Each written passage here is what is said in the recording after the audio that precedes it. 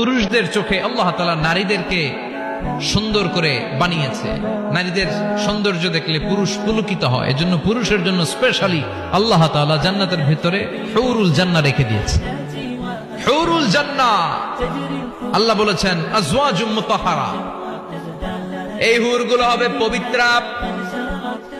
পবিত্রা নারী, এদের কোনো মাসিক নাই, মেনস্ট্রুয়েশনাল পিরিয়ড নাই, কোনো ঋতুস্রাব নাই।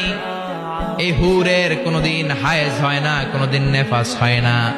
এরা হচ্ছে কাসরাতুত তরফ, ডাগর ডাগর চোখ, হুরুন আইন। ডাগর ডাগর থাকবে এদের চোখ, হরিণের মতো ডাগর ডাগর চোখ, মেঘে কালো কেশ, কাজল কালো চুল, হরিণের মতো ডাগর ডাগর তার চোখ। সুন্দরী, রূপবতী, গুণবতী, সুস্নিগ্ধা, অপ্সরী, সুহাসিনী, সুকেশিনী, সুভাসিনী, অসূর্যম পোষ্যা। একবার দেখলে আর চোখ ফেরাতে মনে চাইবে না।